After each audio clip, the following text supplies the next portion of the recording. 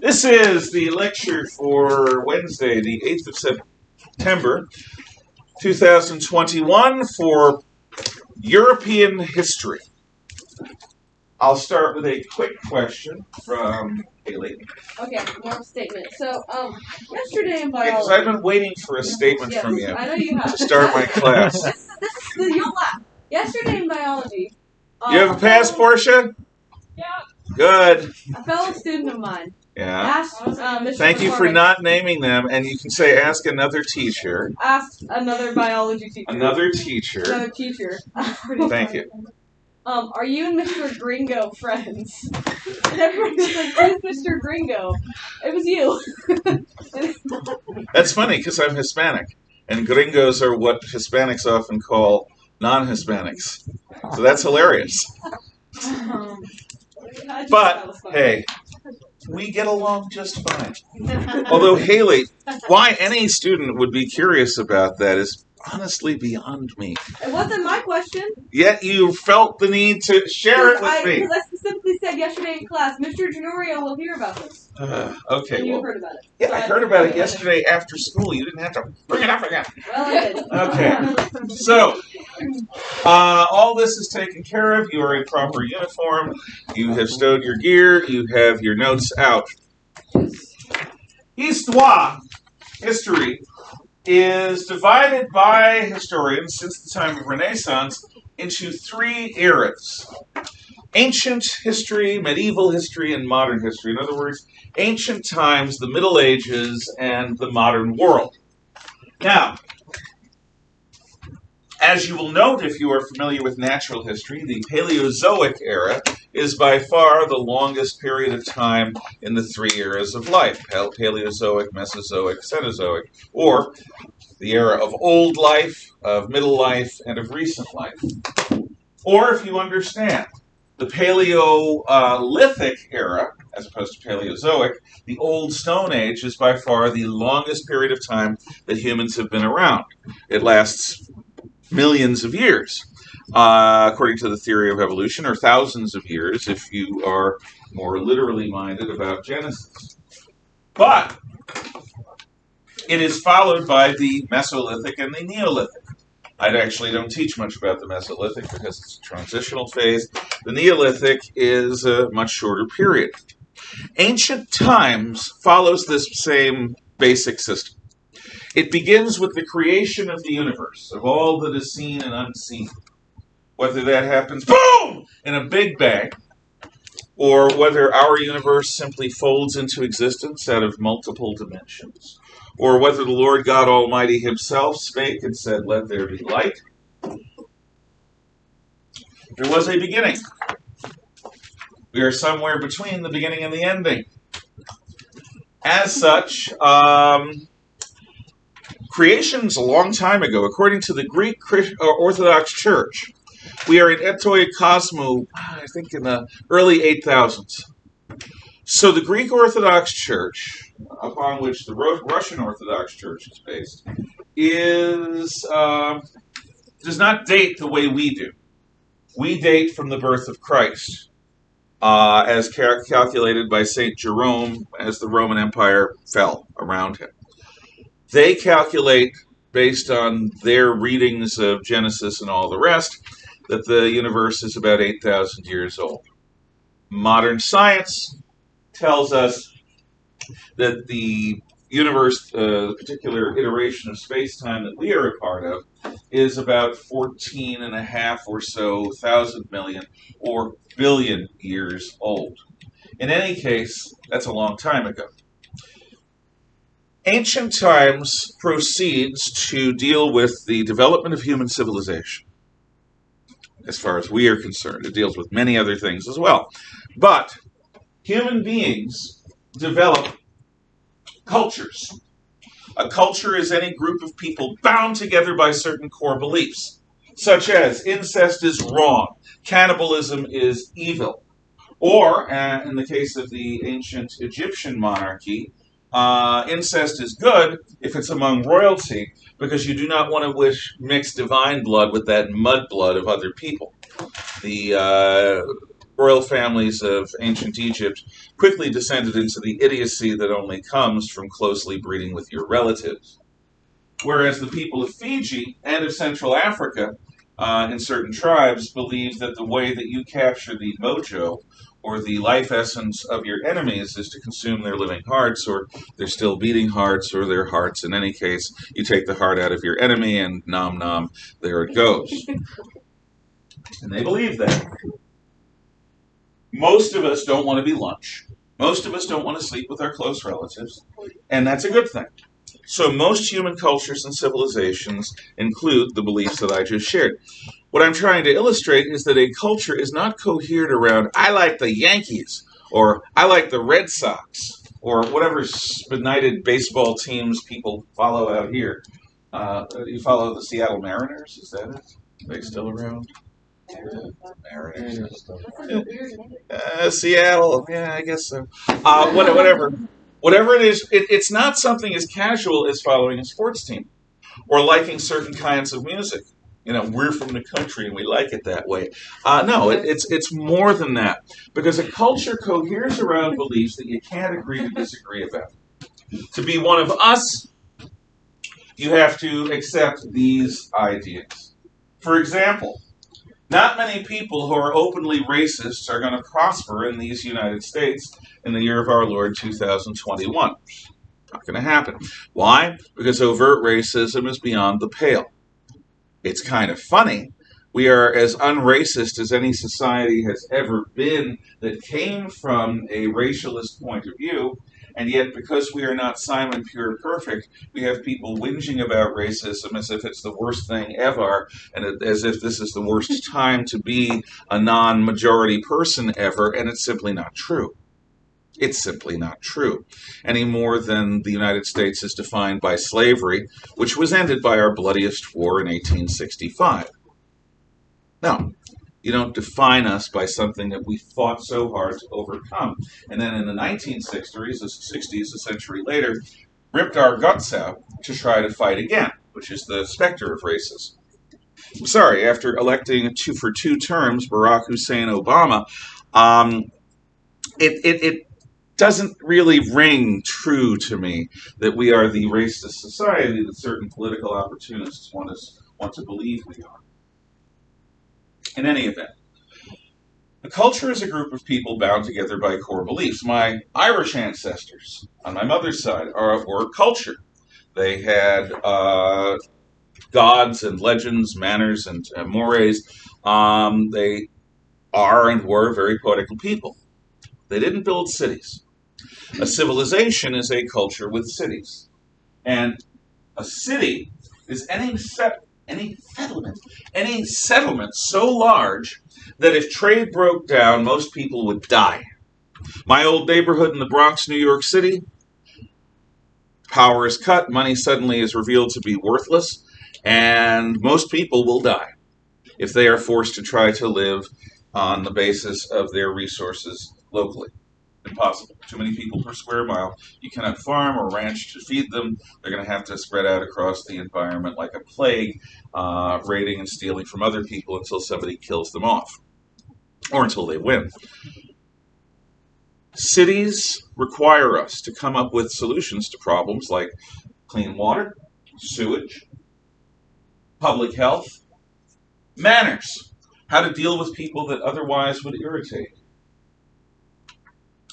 The world's first civilizations, which is where our Western civilization comes from, are river valley civilizations. Not because our ancestors were stupid and didn't realize that the places they were building their homes and their temples were in a floodplain that flooded reliably once or twice every single year. In fact, they built there on purpose. ¿Por qué?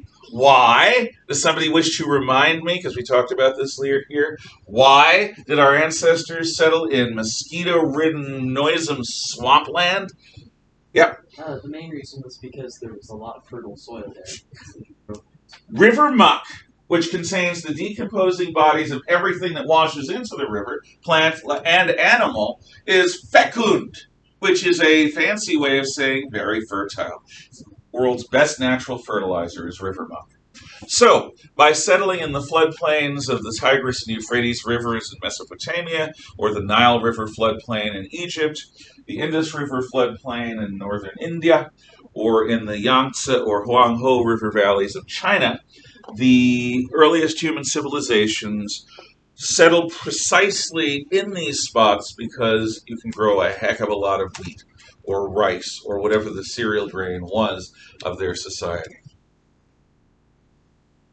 These early civilizations develop complex institutions of culture, like churches, like the military, like the government.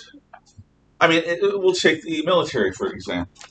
What essential jobs do soldiers have?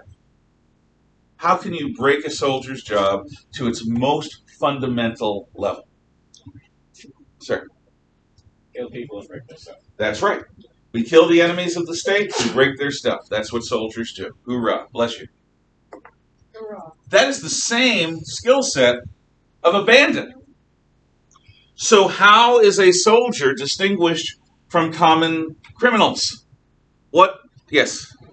They serve a person rather than their own. They serve some transcendent goal. It could be a king, that's a person. It could be a constitution. The American military swears to defend the Constitution of the United States against all enemies, foreign and domestic. In Nazi Germany, they swore a personal oath of allegiance to Adolf Hitler by name, which explains why they fought the last year and a half of World War II. A soldier is dedicated to a code of honor, and that code of honor distinguishes them. Now, do all soldiers live up to that? No. But soldiers are protectors. They are sheepdogs. Bandits are wolves. They are predators. The civilian population in this analogy can be categorized as sheep. So there are all sorts of things that go into the institution of the military, just as there are all sorts of things that go into the institutions of divine right monarchy or the national religion, the monetary system, or any other of these complex institutions of culture that civilization works through. For example, writing.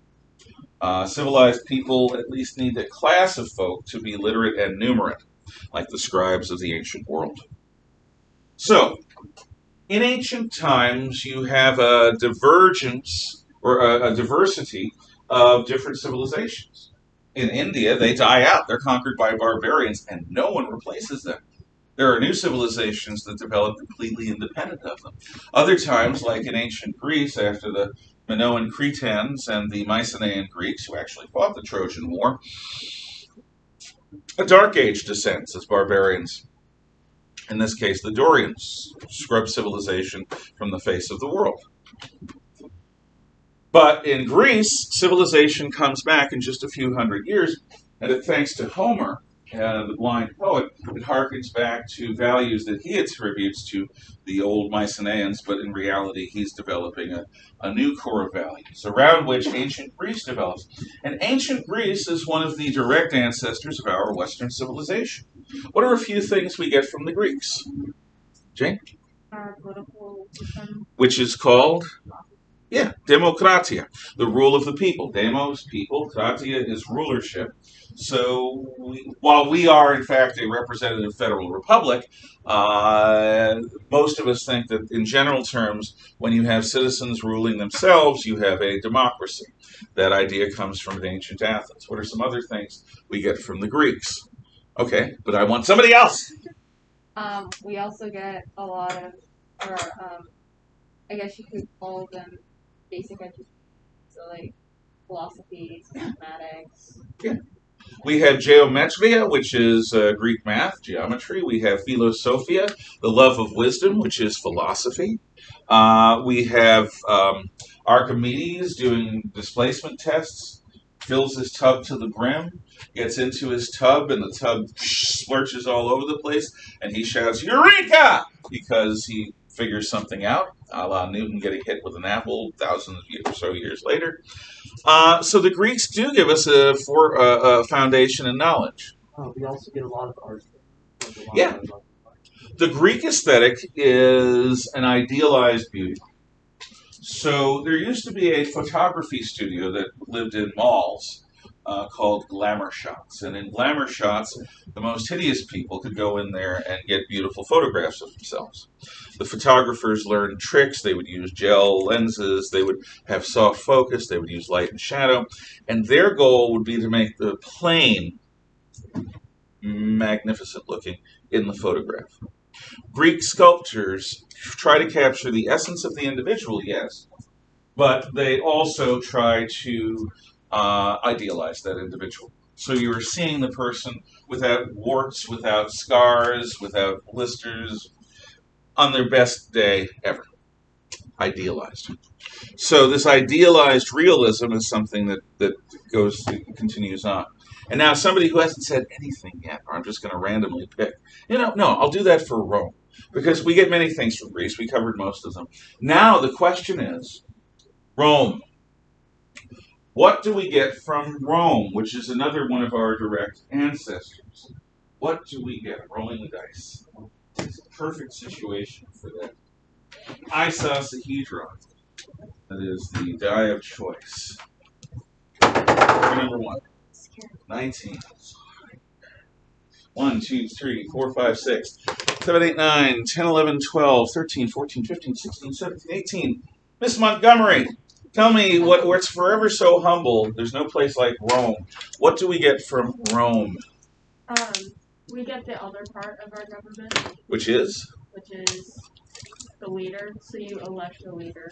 Okay, elected office. And do you remember where the people are king, what that word is in our language? What? I'll give you a hint. One of our political parties on the left is in imitation of Greek democratia. There's another party that's more in imitation of the Roman Republic, more on the right. Oh, Republic. Yes!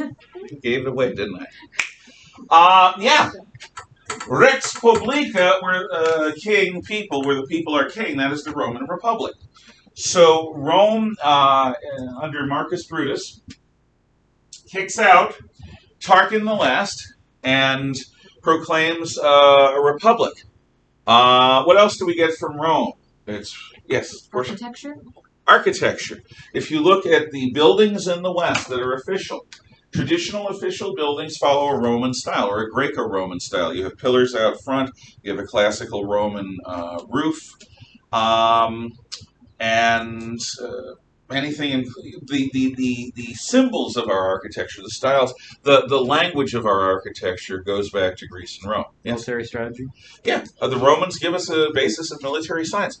All modern Western militaries are rooted in Roman concepts of how you train soldiers, how you organize them, and how you fight them in war. Any non-Western army was wiped out in the 1800s. Today, the Japanese, the Chinese, every nation on earth that has an army that's something more than a bunch of murderous bully boys for the dictator roots their training in the Western system. One of the reasons why the Israelis beat the Arabs so reliably is that the Israeli Defense Force is deeply rooted in Roman concepts of war, and the Arabs are much more traditionally Arab. Hasn't worked out for them. Yes? Plumbing? You were going to say that too? Plumbing, yeah. You may not think plumbing is important until you have to live without it. It's not fun. In Maine, we had well water, and when we lost power, we lost water also, Jane. Isn't our language based off of a lot of Latin? Yeah. These are Latin letters, and we get that from the Romans. And our English language is the bastard child of dozens of different cultural influences. I mean by that an illegitimate child. And Latin is one of our language's ancestors. Latin has a strong influence on German. English is a variant of Dutch, which is a variant of Deutsch, which is a Germanic language. So yes, there are reasons why you took a year of Latin with Mr. Williams. Anything else that comes from Rome?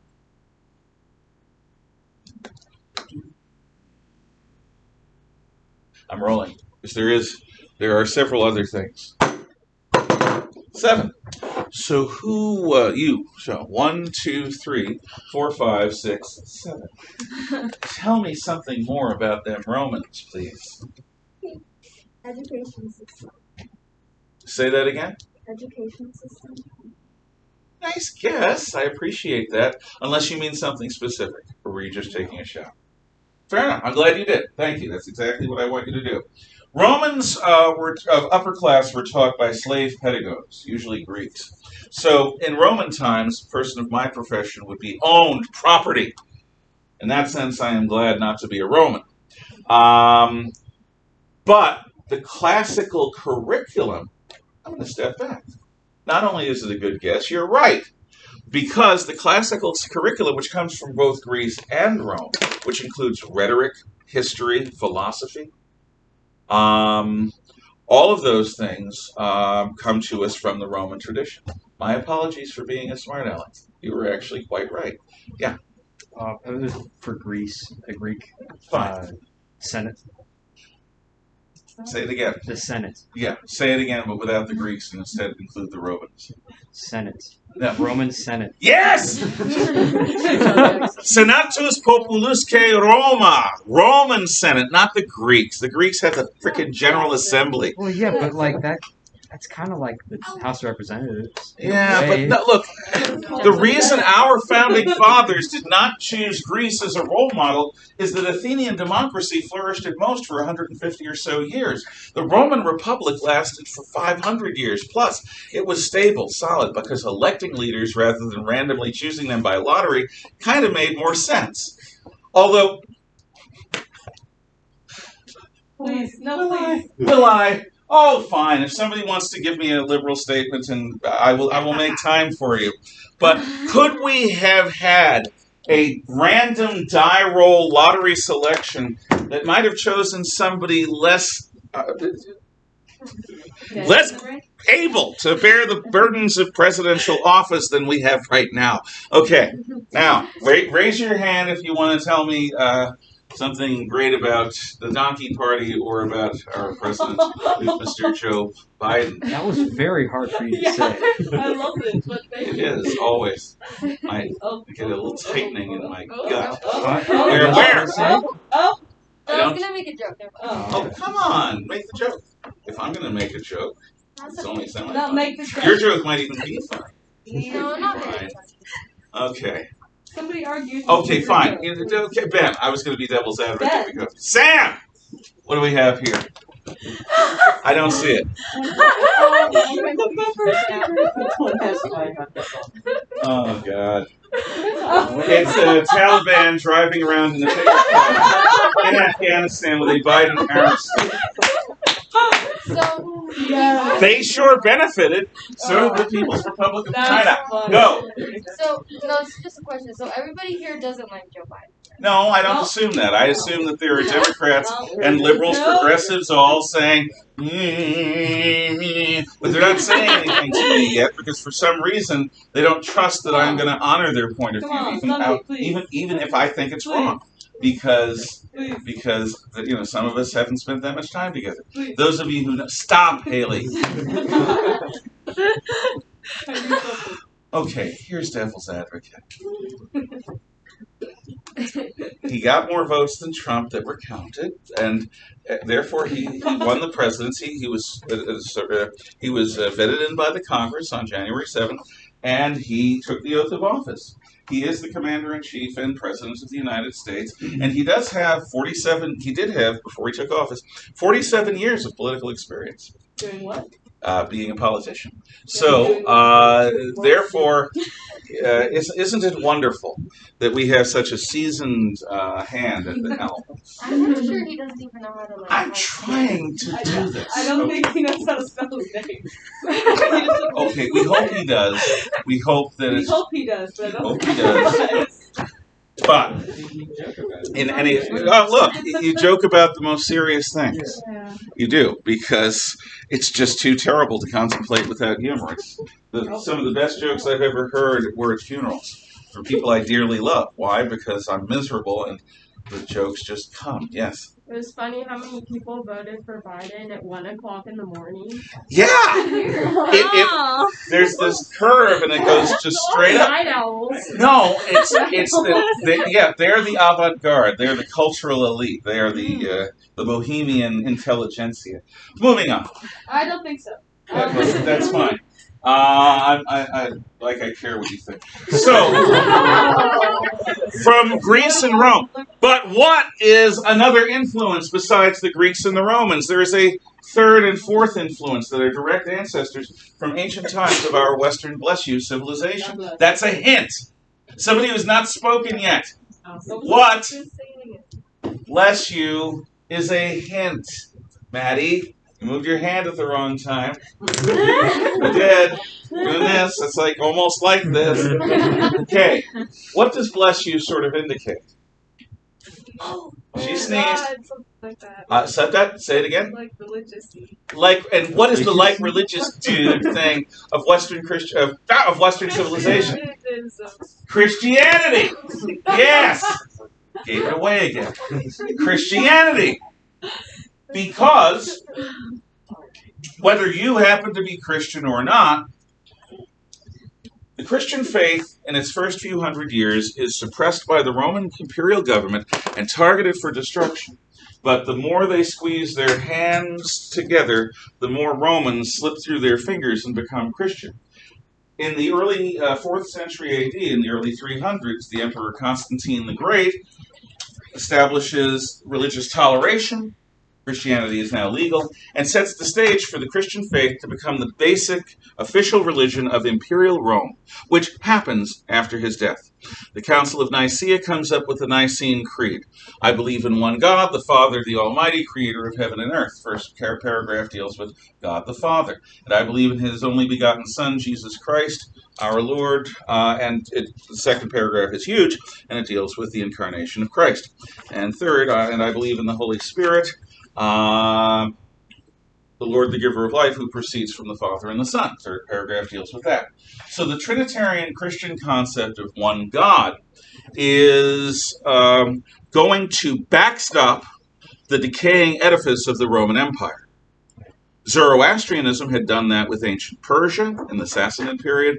So Constantine and his successors wanted a backstop, something to vivify or revitalize the Roman state, and they chose the one thing the Roman state was incapable of destroying, the Christian faith. If Christianity is strong enough to stand up under intense persecution of the Roman government, it must be strong enough to support that government.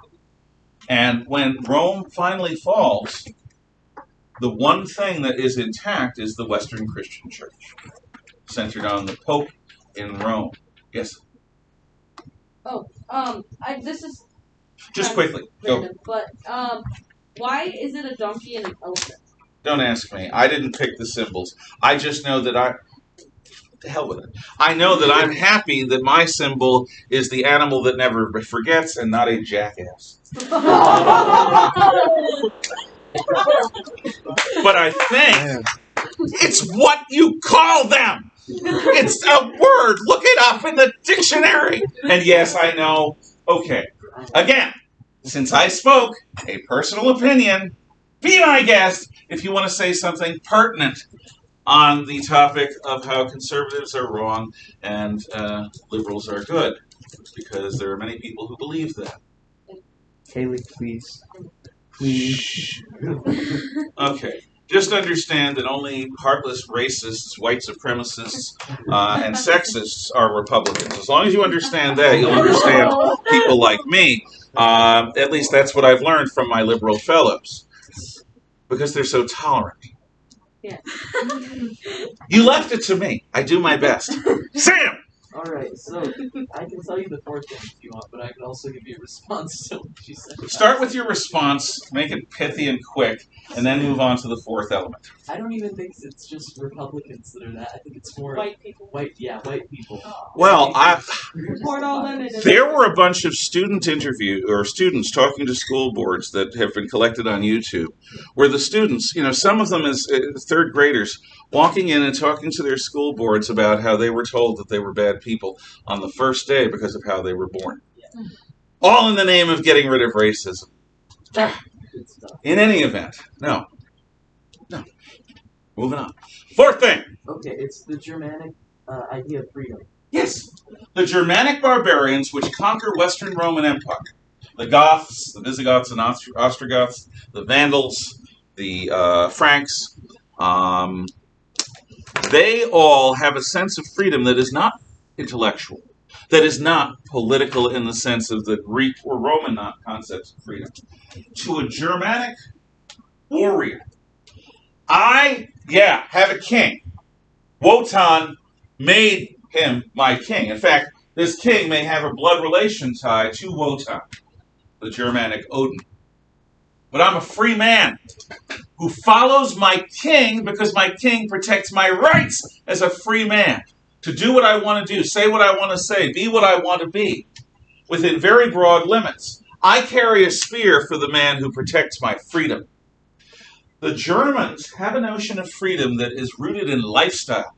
The kind of freedom that you will achieve when you get a driver's license, when you no longer have to rely on your mom to take you places, or your friends, or you can get in a car and drive and explore. I didn't get my driver's license until I was a senior in high school because I didn't want to raise the money that was needed for my insurance, for gas, for keeping the car up. But when I did, I loved it. I loved being able to have my own schedule. Now, I had the family car. I didn't have use of the car all the time. But that I had the option to get out of the house and just see what's on the other side of that hill, what's across that lake, without driving there directly, but by driving around. It's a wonderful thing. And it was, for me, was a big step from childhood to adulthood. You probably will experience that when you learn to drive. Do not be like my niece, who is now pursuing a PhD in English because she wants to be a college professor, who still doesn't know how to drive. Don't be like that. I love my niece, but learn how to drive sometime before you leave high school. It is a good skill to have. That's not like she was in New York City. She was in upstate New York. She still doesn't know how to drive. I don't get it. I do not understand. But maybe that's a millennial thing. In any event, the lifestyle freedom that the Germans give. So these things all culminate with the fall of the Roman Empire in the West in the year Anno Domini 476, the year of our Lord 476. Oh, before I go on, our dating system. I use traditional Western dates. BC, before Christ, AD, Anno Domini, in the year of our Lord. Now, Jesus was probably actually born in 4 to 6 BC. Jerome was doing the best he could at a time when the empire literally was decaying around him, when he was sitting in Rome in the ruins of an empire, to try to figure out when Christ was born. The reason I say Jesus was probably born between 4 and 6 years before Christ is that King Herod the Great is supposed to have been alive and well when Jesus was born. And Herod the Great died, I think, in 4 BC. So, it's just one of the many interesting things about the Bible. However, there are the non-asleep people in the scholastic community, I mean woke, who decided to adopt a new system that was more tolerant and less rooted in Judeo-Christian history. Instead, they, and your textbook, uses terms like BCE, before the Common Era, and CE, Common Era, which is mealy-mouthed, politically correct nonsense. Because why? I have more respect for Maximilien Robespierre, the blood-stained French revolutionary, than I do for the people who came up with this one. Because Robespierre and his people were at least trying to say, okay, we want to get rid of Christianity, we want to get rid of the Christian calendar, we now have the year 0 and the year 1. And they came up with a completely different calendar, no more 7-day weeks. You'll learn about this.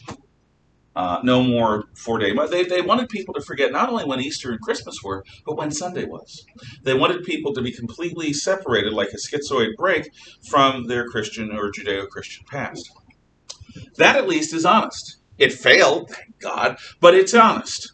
The Common Era is measured from the birth of Christ As such, it's the Christian calendar with different names. I won't use it any more than I'm going to use some third gender pronoun because I don't believe in it. However, if you want to use it, be my guest. You can call it the Common Era. You can call it before. You can do what I believe in free speech. So speak from the basis of your convictions. And if your convictions say Common Era, good for you. It's good that you thought about it. But don't expect me to do it because I won't.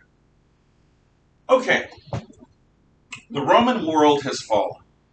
And with the Roman world is the wreckage of Greece, which includes the wreckage of Egypt and many other pre-classical civilizations. And in Western Europe, where Rome's empire used to be, a soup of anarchy is boiling. And that soup contains the Germanic tribes that now rule over the former Romanized people. Understand how violence works. The Roman Empire was composed of tens of millions of people. In the West, it was conquered by Germanic barbarians that numbered at most in the 100,000s. They didn't do it with numbers. Look at any herd of sheep and a sheepdog.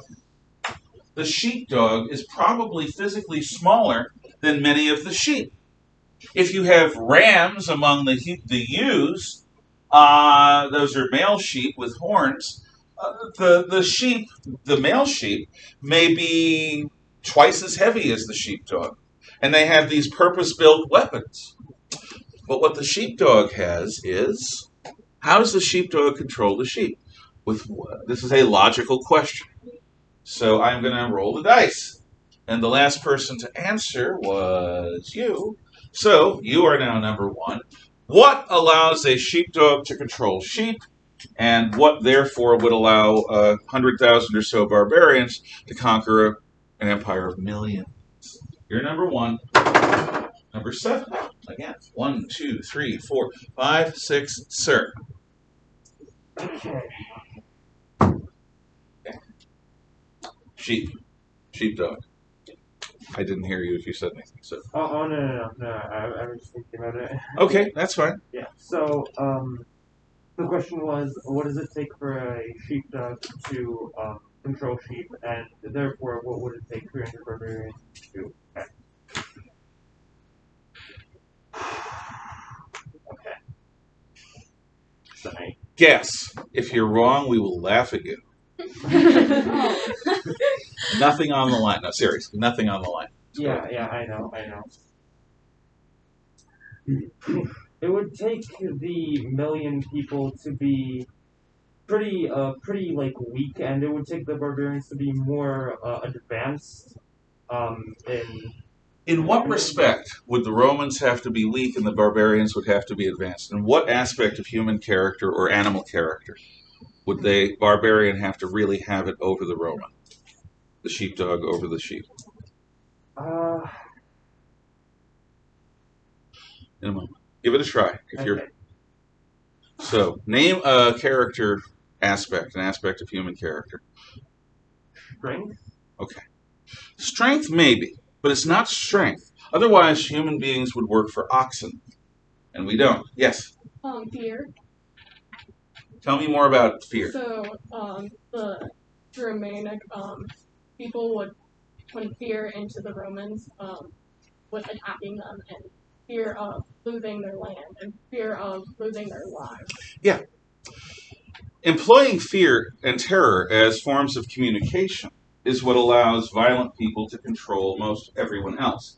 Why do you think the typical human society is feudal, with a nobility and a warrior class controlling everyone else? If you look throughout human history, once you get civilization, that is the typical model. Communism, democracy, socialism, republics, these are all exceptions. Most societies are feudal. And many societies around the world today that call themselves republics and people's republics and democracies are in fact feudal. The Chinese Communist Party is an aristocracy that rules China, much like the old Chinese Empire. So An aristocracy may rule by being noble, but they acquire power through fear. If you ever, God forbid, have to go to prison, and you're able to do this on your first day, find the biggest, scariest, nastiest individual that you can and hurt them bad. I mean, go into them viciously and wound them. Now, you may die. You will go to the hospital. You will probably lose. But you will communicate something to every other prisoner. I'm not food. If you're among predators and you act like food, they'll treat you like prey. If you're among predators and you act like a dangerous predator, they may still hurt you, but not casually. Bullies can casually hurt and humiliate weaker people because those people won't fight back for whatever reason. And there were times when I didn't fight back against bullies. I'm not making fun of people who have just a reticence to get into the gutter with these schmucks. But if you demonstrate a willingness to give pain, to give injury to anyone that messes with you, they won't be able to or willing to mess with you casually. They will instead choose very carefully whether they're going to go after you, the tough girl, or whether they're going to go after you, the nice girl. If they go after you, the tough girl, and thank you for letting me use you as examples, no doubt you are tough and you are also nice, but if they choose to go after you, they're going to try to do it seriously because they'll take you seriously because you've proven that you're dangerous. You, on the other hand, have not.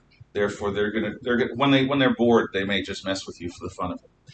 You will have fewer fights if you do that. The Germans that take over the Roman world are simply more vicious, more willing to use casual violence. The Romans had become civilized. They had begun tolerating alternative sexualities, which is not the only thing about it. They had become Christian, which means that they tended towards the passive approach to solving problems. Jesus says, turn the other cheek. The Romans, less and less, occupied military positions. More and more, they hire barbarians to fight other barbarians. As such, the Roman people, which used to be the descendants of the wolf-blooded Romulus and Remus, like human werewolves amongst the general population, have degenerated to become peaceful, quiet, nice civilians. And the problem with being a peaceful, nice civilian is when your society is descending towards a dark age, you have to fight for yourself physically, personally, whether you like it or not. In the Bronx and in certain slums in Connecticut where I was in elementary school, you learned this. You did not walk around expecting peace. You did not walk around with the expectation there would be no violence. You walked around with an eye open to somebody attacking you. You took things seriously. It's like being an animal, predator, or prey on the Serengeti Plain of East Africa. The Serengeti Plain has antelopes, it has wildebeests, it has gazelles, it also has African wild dogs, lions, hyenas, leopards, crocodiles. The most dangerous of all of them are hippos, not because they consume the flesh of those that they kill, but because hippos are apex herbivores, which means their psychology is very difficult for most humans to discern. Basically, if you rile them, they'll kill you, and then they'll move on with their plant-eating life. Violence and the capacity for violence is something that civilized people lose. And it's something that offers the opportunity for a younger, more vital people to displace them, overthrow them, enslave them. And that's what happened with the Romans. Millions of Romans, by choosing not to fight, become peasants, serfs, and slaves to the new Germanic aristocracies that end up taking over medieval Europe. So, any questions or comments so far before I go into the other primary element of Western civilization as it's being born in the aftermath of the fall of Rome? Okay, the other element then is the Christian Church. The Germanic barbarians and the Christian Church are the only real sources of power and authority in this world. As such, the church and the state have to establish a relationship. Now, in the United States, in many political debates today, Americans often talk about what they call the separation of church and state, as if it's in a primary document, the Articles of Confederation, or the U.S. Constitution, or the Federalist Papers, or the Declaration of Independence, or some other Founding Father document. Those words never appeared. Never. I'll say this again, never. I will remind you that George Washington was offered not only the crown of an American kingdom, he was offered to be the leader of the Church of the United States, a Church of England-style Protestant government church. Washington, to our benefit, said no to all of this. Church and state are unified in most societies. In ancient Egypt, unified. In communist China, the communist church and the government power unified. In every dictatorship between, unified.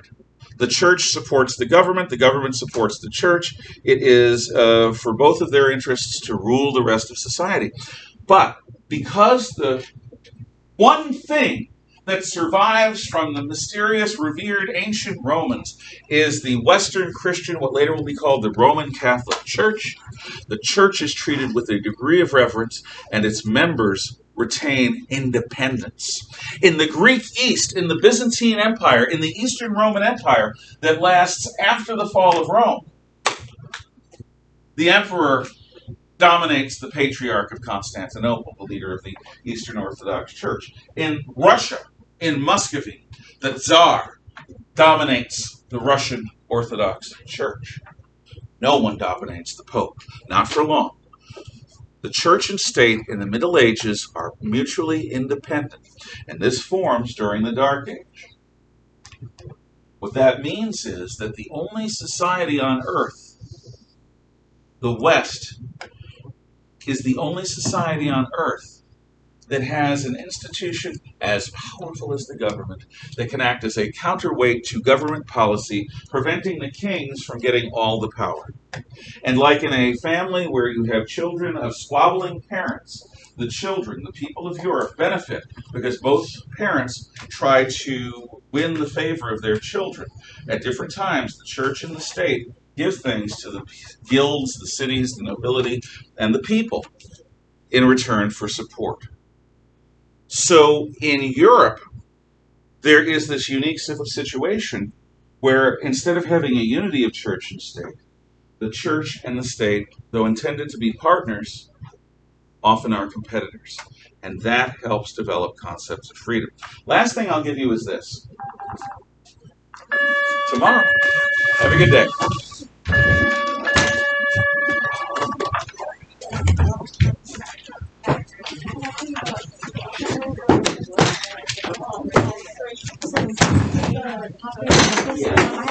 A lot, and she was in her. That was a lot.